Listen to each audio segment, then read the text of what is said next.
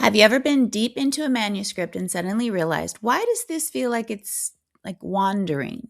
Things are happening, yes, characters are talking, my scenes are moving, the plot is there, but the story feels like it's spinning its wheels, like it's one of those roundabouts that you drive through and you keep going around and around and around, you can't get off.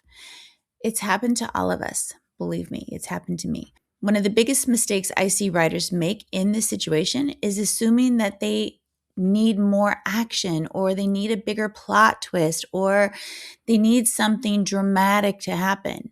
But here's the thing. In my experience, stories don't feel like they're spinning or going nowhere because nothing is happening. They feel like they're going nowhere because nothing is actually changing. And that is a pretty big distinction. And once you understand that distinction, fixing it becomes so much easier. Stick around to the end because I have 4 techniques to help you tackle this problem in your manuscript. First, let's look at an example. I have done this myself. In my first Lola Cruz mystery, Live in the Vida Lola, my agent pointed out that Lola kept going back to the same tattoo parlor. She'd go there, she'd ask questions, she'd leave, she'd follow another lead, and then she'd end up right back at the tattoo parlor. It hadn't even occurred to me that I was circling and that I was being repetitive. And technically, the investigation was moving and information was being gathered and scenes were happening, but nothing was really changing. Lola wasn't changing. The relationships weren't changing. The emotional landscape wasn't changing. The story was moving in a circle instead of moving forward. I couldn't get out of that roundabout. Well, because of this, the story felt stalled, and the reader, if I hadn't fixed it, would have felt restless and probably given up because they would be like, nothing's happening. In a mystery, every new clue needs to force the detective to confront the possibility of something new.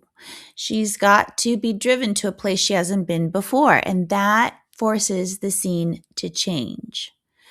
It forces her certainty to change, her relationships to change, her emotional state to change, her understanding to change.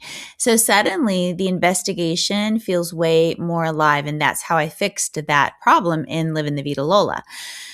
Movement had to happen underneath the plot. Okay, now let's look at a story that isn't a mystery. Imagine a romance. 2 characters go on a date. Let's say they have dinner, they talk, they laugh, they walk on the beach afterwards. So things are happening. But if they leave that date feeling exactly the same way they felt when they started the date, then the story hasn't actually moved forward. And that is the problem.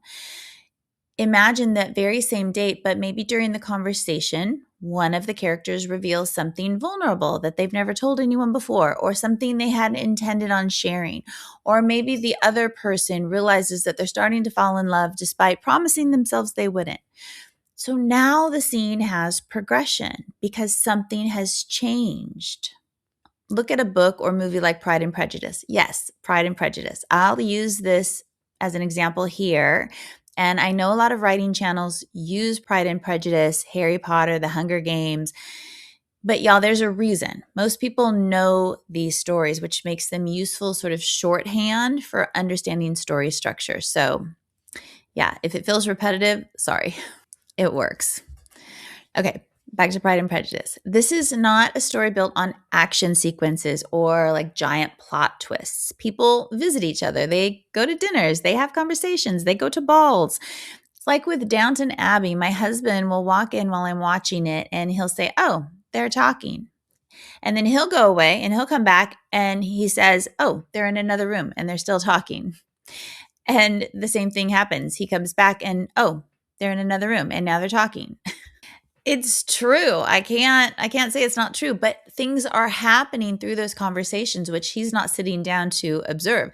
So there is progression in the story and the plot, even though it's through a lot of talking. In Pride and Prejudice, Elizabeth Bennet never leaves a scene exactly how she was when she entered it. Her understanding changes, her assumptions change, her feelings change, and that's what keeps the story moving. It's not like activity and big plot twists.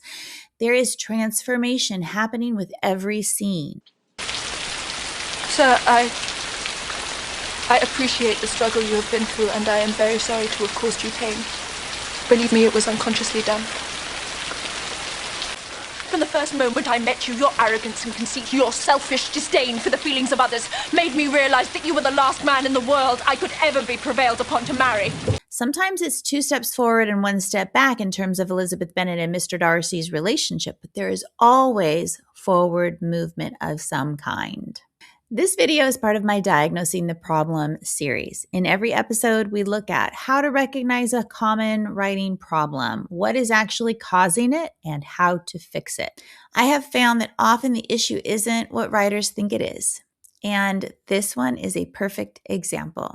If we haven't met before, hi, I'm Melissa Bourbon. I've written more than 35 novels across mystery and magical fiction.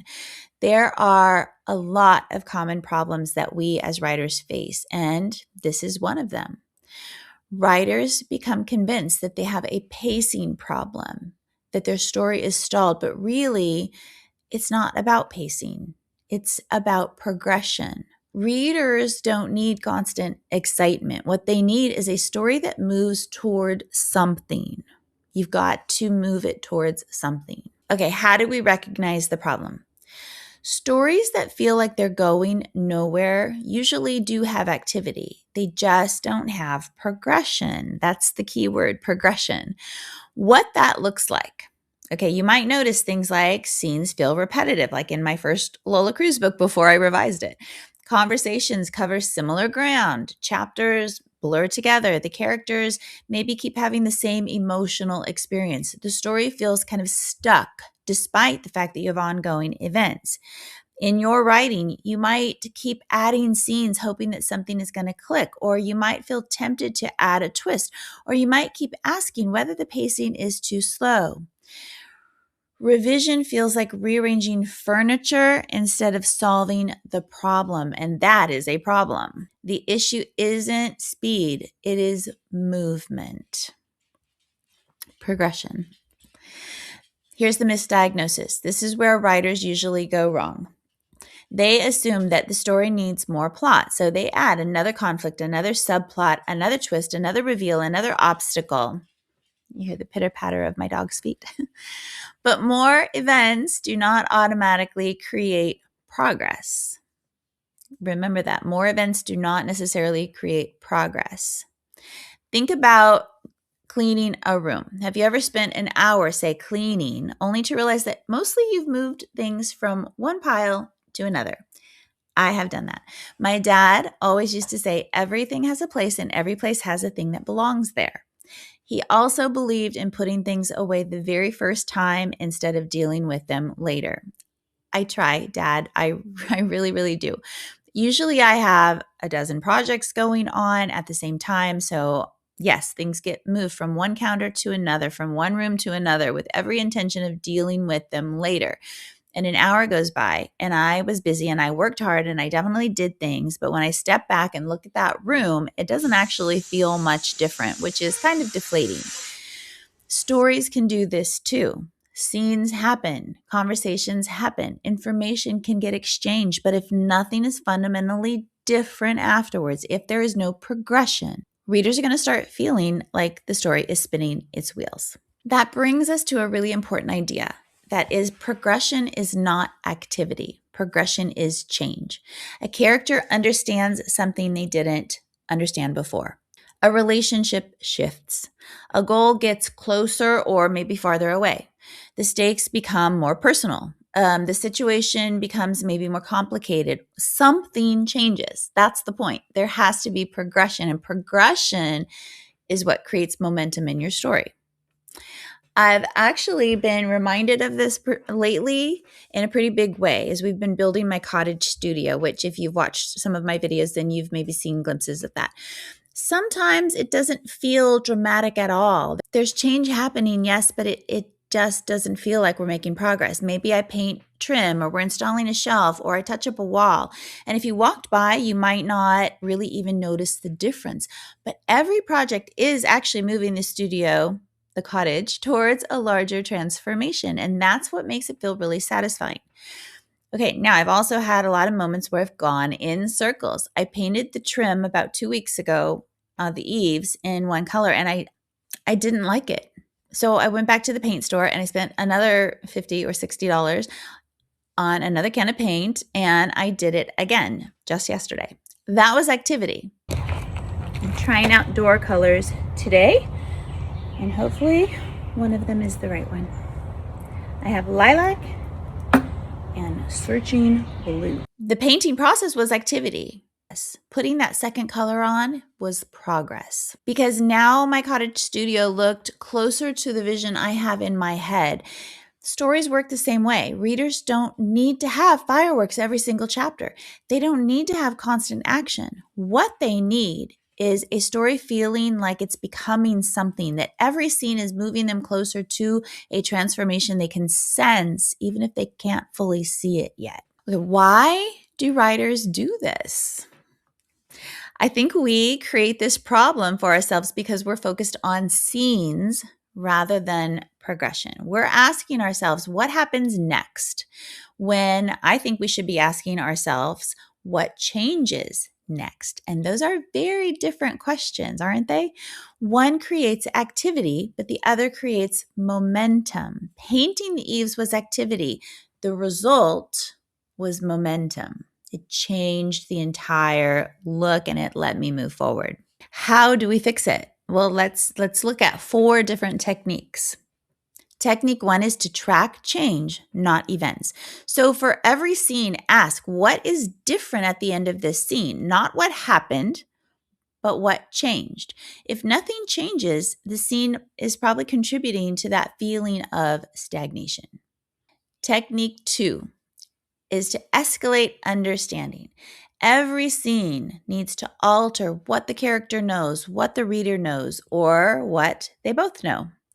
Knowledge creates movement. I love that. Knowledge creates movement. Technique 3, create forward questions.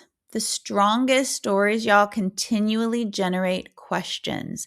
Not what just happened, but what happens now? What happens next? Will she forgive him? Can they survive this? Is he telling the truth? What is this going to cost them? What will she choose? Which one? Those are the kinds of questions that are going to keep readers turning the pages. Those pull readers forward and they pull your story forward. Okay, and technique 4 is to check for repetition. One of the biggest causes of stagnation in my experience is emotional repetition. So if your character is having the same realization 5 chapters in a row, the story is going to feel stuck. Every scene needs to deepen, complicate, or challenge the previous emotional state. That's the bottom line. And I love that. Print that out, put it on your computer. Every scene needs to deepen, complicate, or challenge the previous emotional state. If it doesn't, something has to change. Here's a quick recap. If your story feels like it's going nowhere, stop asking what else can happen and start asking what needs to change. You want to track progression, not activity. Escalate understanding. Create forward-looking questions and eliminate emotional repetition. If you take, y'all, only one thing away from this video, let it be this. Stories don't feel like they're going nowhere because nothing is happening. They feel like they're going nowhere because nothing is changing. Readers don't need constant action. They need a sense that every scene is moving them closer to something meaningful. And that is what creates momentum. That is what creates investment. And that is what keeps readers turning the pages, which is what we want. If this kind of craft analysis helps you understand your writing more clearly, I hope it does. Please make sure you subscribe to Bourbon and Books. Once your story starts moving forward, the next challenge is making sure readers actually care about the people moving through that story and that they are authentic. A story can have all the momentum in the world, but if readers don't emotionally connect with the characters, they're still going to put that book down. That is what we don't want. We are tackling that next, so make sure you tune in.